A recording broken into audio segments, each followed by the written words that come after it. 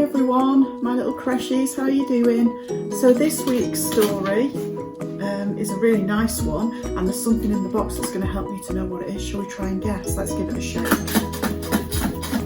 Oh, can you hear that? I think there's something in there, but I can't really tell what it is. Let's give it an open. Oh, Rupert doesn't seem quite as interested today. Let's see what's in there. Oh, look at this. It's some ribbon. Can you see all those different lovely colours? Aren't they nice? Oh, he's a bit interested, isn't he? I wonder what it could be. Why don't you look out in our story today to see if you can see anything that's multicoloured like this, all pretty and lovely coloured. Alright, so have a watch of the story and see if you can see what it could be talking about. Alright, see you soon. Enjoy the story. Bye. Joseph was one of Jacob's 12 sons. Jacob loved him more than all of his other sons. Jacob made Joseph a really colourful coat, and his brothers were really jealous because they wanted nice coats too, and they wanted to be loved as much as Joseph was loved. One night Joseph had a dream. He told his family, "We were bundling some grain from the field, and your bundles of grain bowed down to my bundles of grain." Then Joseph had another dream. He said this time the sun and moon and 11 stars were bowing down to me. His father asked, "Does this mean our family will bow down to you someday?" Joseph's brothers were so angry with him, so angry that they threw him down into a well that had no water. Along came some businessmen, and the brothers sold Joseph to the men so that he could work for them as a slave.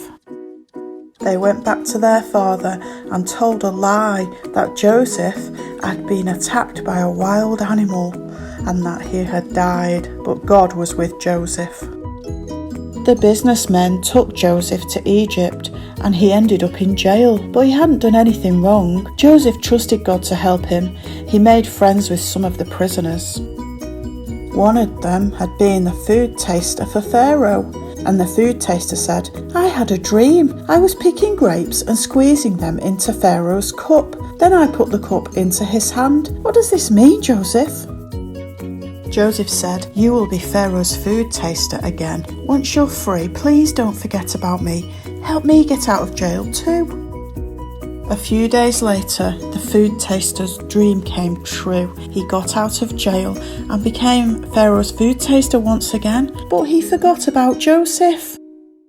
Not long after, Pharaoh had two strange dreams. In one dream, he saw 7 heavy cows and 7 skinny cows. The skinny cows ate up all the heavy cows. In another dream, Pharaoh saw 7 healthy plants. Then he saw 7 dried up plants. The dried up plants ate up all the healthy plants. Pharaoh was so confused. The wise men were confused as well. Then the food taster remembered Joseph. He told Pharaoh that Joseph could explain his dreams. With God's help, Joseph told Pharaoh what his dream meant.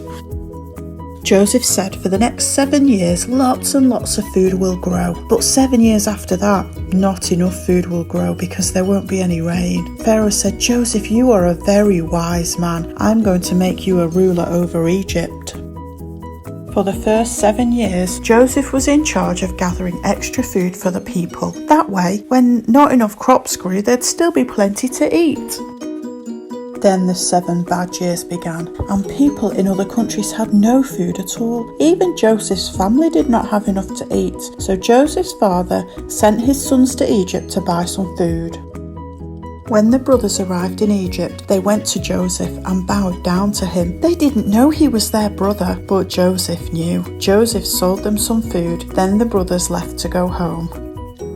A bit later, they returned to buy more food. Just as Joseph had dreamed, they bowed down to him again. Finally, Joseph told them, "I am your brother," and his brothers were very afraid. But Joseph told them, "Don't be afraid. God meant it all for good. He had a special plan for me." And they all hugged. Joseph's brothers rushed home. They told their father what had happened. Jacob was so happy to hear that Joseph was alive. The whole family moved to Egypt.